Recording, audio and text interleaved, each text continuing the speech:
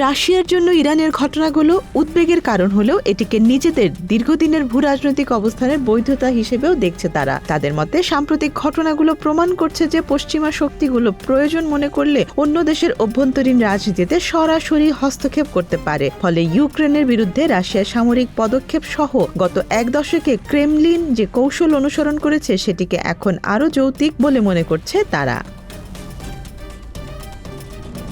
রুশ president Vladimir পুতিনের কাছে এই পরিস্থিতি বিশেষভাবে তাৎপর্যপূর্ণ। অনেক বিশ্লেষকের মতে ইরানের ঘটনাগুলো তাকে 2011 সালে ন্যাটোর কথা মনে করিয়ে দিচ্ছে। সেই সময় ন্যাটোর নেতৃত্বে সামরিক অভিযান চালিয়ে ক্ষমতাচ্যুত করা হয়েছিল লিবিয়ার দীর্ঘদিনের শাসক মুয়াম্মার গাদ্দাফিকে।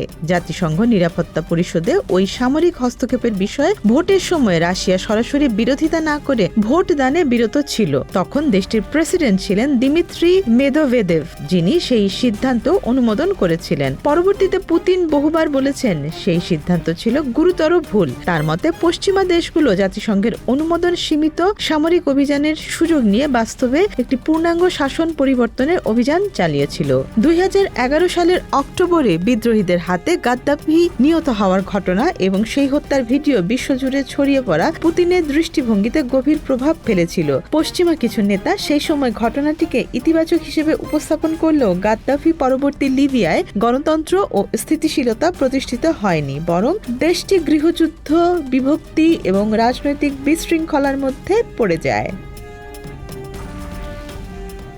পুতিন এই ঘটনাকে একটি স্পষ্ট সতর্ক বার্তা হিসেবে দেখেছিলেন। তার ধারণা ছিল পশ্চিমা বিশ্বের নেতৃত্বে পরিচালিত উদার গণতন্ত্র প্রতিষ্ঠার প্রচারণা যদি অন্ধভাবে মেনে নেওয়া হয় তবে শেষ পর্যন্ত একই ধরনের পরিণতি রাশিয়ার জন্য ঘটতে পারে। এমনকি সেই ঝুঁকি ব্যক্তিগতভাবেও তার জন্য তৈরি হতে পারে বলে তিনি মনে করেছিলেন।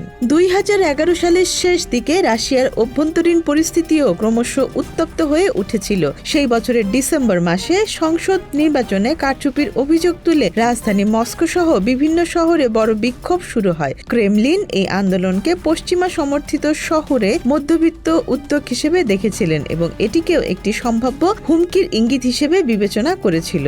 কয়েক মাস পরিস্থিতি পর্যবেক্ষণ করার পর 2012 সালের মে মাসে প্রেসিডেন্ট হিসেবে দায়িত্ব নেয়ার আগ মুহূর্তে পুতিন কঠোরভাবে বিক্ষোভ দমন করেন।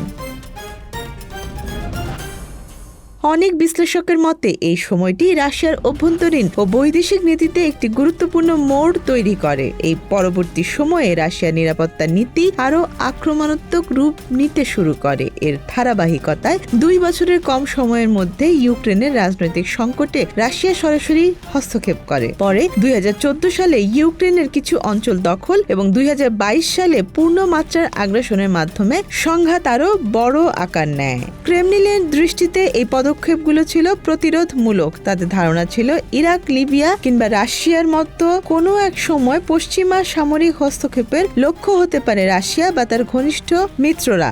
তাই যুদ্ধকে নিজের সীমান্তের বাইরে রেখে প্রতিপক্ষকে আগে থেকে চ্যালেঞ্জ করা কৌশলগতভাবে জরুরি বলে তারা মনে করেছে।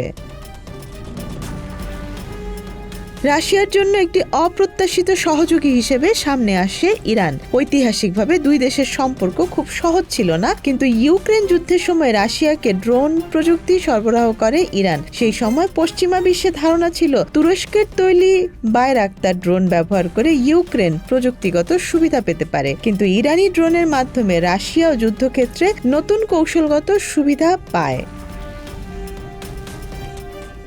তবে এই সহযোগিতা পুরোপুরি আদর্শগত বন্ধুত্বের কারণে হয়নি। বিশ্লেষকদের মতে নিষেধাজ্ঞার চাপে থাকা ইরানের অর্থনীতির জন্য এটি ছিল বড় একটি আর্থিক সুযোগ। ড্রোন প্রযুক্তি ও সামরিক সরঞ্জাম সরবরাহের বিনিময়ে তেহরান অনেক বিলিয়ন ডলার আয় করেছে, যা তাদের দুর্বল অর্থনীতিকে কিছুটা স্বস্তি দিয়েছে।